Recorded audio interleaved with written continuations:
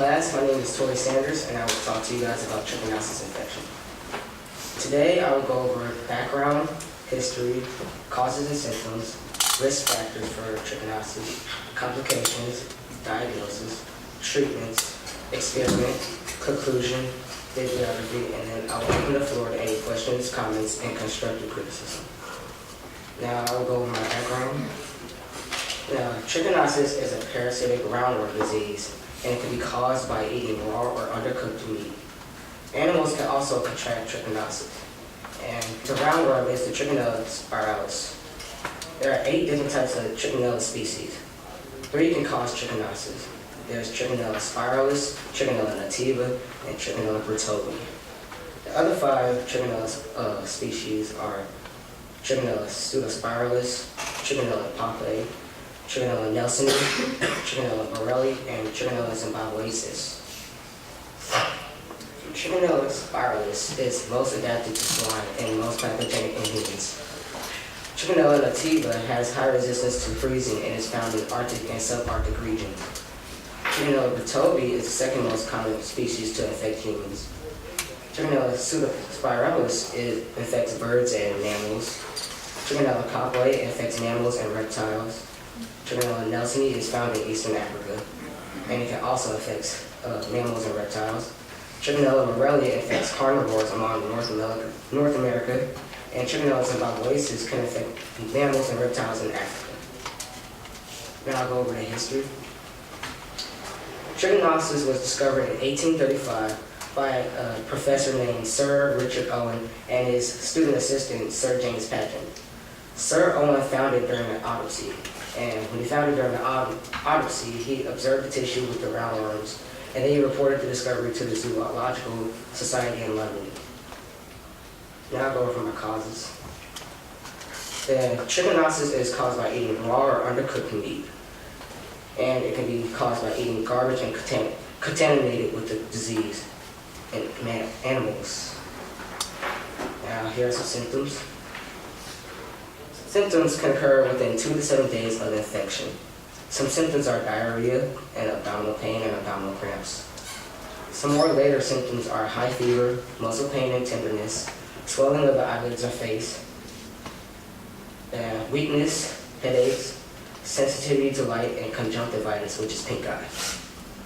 And I'll go over the risk factors. Some risk factors for trichinosis include improper food preparation. And trichinosis infects humans when they eat undercooked raw or contaminated meat such as pork, bear, or walrus, or other meat contaminated by grinders or other equipment. Another risk factor is rural areas. Trichinosis is more common in rural areas. In the United States, higher rates of infection are found in hog-raised regions. And consumption of wild or non-commercial meats. Consumption of wild or non-commercial meats. Public health measures have greatly decreased the incidence of trichinosis in commercial meats, but in non-commercial, farm-raised animals have higher rates of infections. Particularly, those with access to wild animal carcasses, wild animals such as bear and walruses, are still a common source of infection. Now here are some complications. Some complications are that trichinosis can lead to very dangerous complications when left untreated. Some complications are myocarditis, which is an inflammation of the myocardium and the thick muscular layer of your heart wall. Encephalitis, which is an inflammation of your brain. Meningitis, which is an inflammation of the membranes and cerebrospinal fluid surrounding your brain and spinal cord. Bronchial pneumonia, which is inflammation of your lungs and bronchial tubes. Nephritis, which is an inflammation of your kidneys. Sinusitis, which is an inflammation of the mucous membranes in your sinus. And pneumonia, which is an inflammation of your lungs. And here are some diagnostic techniques. Doctors may take a blood sample and test it for signs suggesting possible trichinosis. An increase in the number of a certain type of white blood cell. Formation of antibodies against the parasite after several weeks. Muscle biopsy. Doctors may also recommend a muscle biopsy. A muscle biopsy is a very small piece of muscle removed and examined under a microscope to look for trichinella larvae. And here are some treatments for trichinosis. There's an anti-parasitic medication. Anti-parasitic medication is the first line of treatment against trichinosis. If the trichinella parasite is discovered early in the intestinal phase, albendazole or mendazole can be effective in eliminating the intestinal worms and larvae. Pain relievers can be used to treat trichinosis. After muscle invasion, pain relievers may be given for muscle aches.